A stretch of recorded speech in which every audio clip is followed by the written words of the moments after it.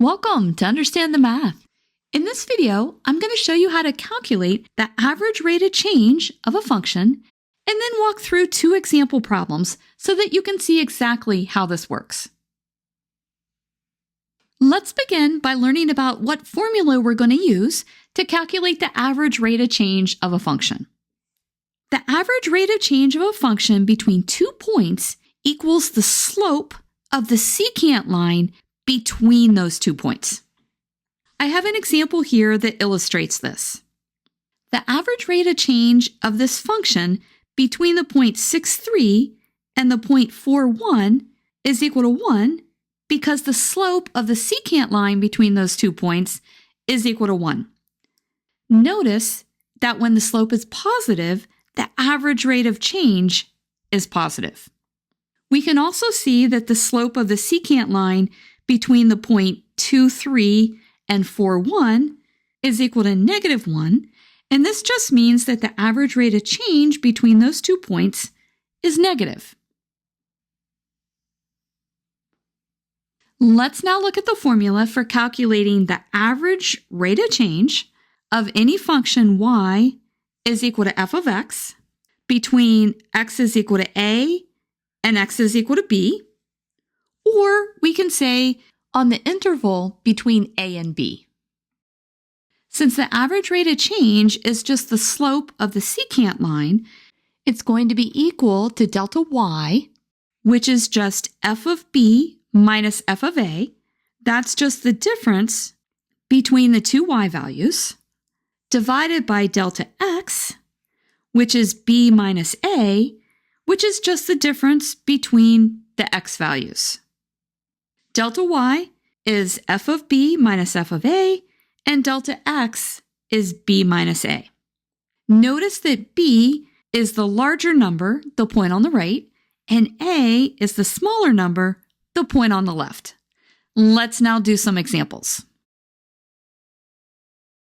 We're now going to walk through two examples where we're going to calculate the average rate of change of a function. In our first example, we're going to find the average rate of change of f of x is equal to x minus 2 quantity squared between x is equal to 2 and x is equal to 4. When you do these problems, you always want to begin by writing down the formula.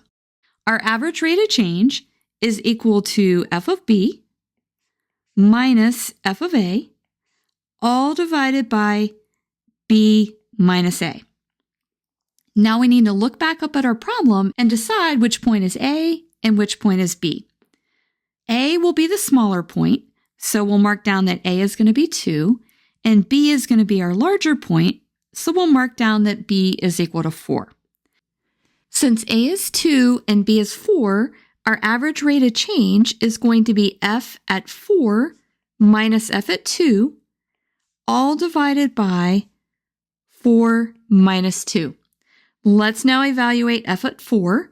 We're going to plug in x is equal to 4 into our function. This gives us a 4 minus 2 quantity squared minus plugging in x is equal to 2 into our function gives us 2 minus 2 quantity squared, and this is all divided by 4 minus 2, which is 2. Let's go ahead and simplify each term. 4 minus 2 is 2, so we have 2 squared minus 2 is 0, so that just gives us 0, and we divide that by 2. 2 squared is equal to 4. We divide that by 2, and we get a value of 2. This tells us that the average rate of change of our function between x is 2 and x is 4 is equal to 2. I've drawn a graph of our function so that we can better understand this answer. The average rate of change of our function f of x is just the slope of the secant line, and this is equal to 2. This just means that on average, our function is changing at a rate of 2 between the points x is equal to 2 and 4. Let's now look at our second example. You might want to pause the video and see if you can complete this problem on your own. we're going to find the average rate of change of this function on the interval from 1 to 4. Just like we did in our first example, let's start out by writing down our formula. I think that's easier than trying to keep it in your head. So we have f of b minus f of a, all divided by b minus a. Our smaller value is a, so let's just make a note that a is equal to 1, and then we'll make a note that our b is equal to 4. Our average rate of change then is going to be f at 4 minus f at 1, all divided by 4 minus 1. F at 4 is going to be plugging x is equal to 4 into our formula. That gives us a 4 squared plus 3 times 4 minus 6. And then we have to subtract off f of 1. Here's where I find that most students will make a mistake. You need to make sure and put a parentheses because we're going to have to subtract off all 3 terms for f of 1. So we're going to subtract 1 squared plus 3 times 1 minus 6. And that's going to all be divided by 3. Now let's go ahead and let's simplify. We have 16 plus 12 minus 6 minus, and remember, keep your parenthesis there, we have 1 plus 3 minus 6. Again, this is all divided by 3.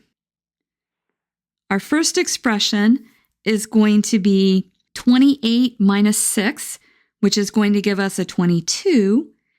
And then we subtract off 1 plus 3 is 4, minus 6 is negative 2. So let's put that in. All divided by 3.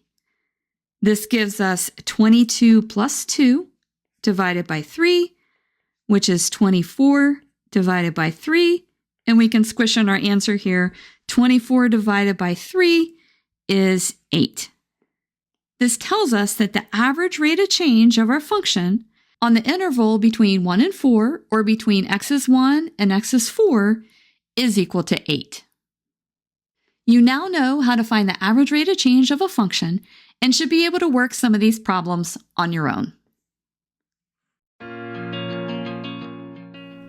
If this video has been helpful to you, please consider subscribing to my channel. Keep believing in yourself and have a great rest of your day.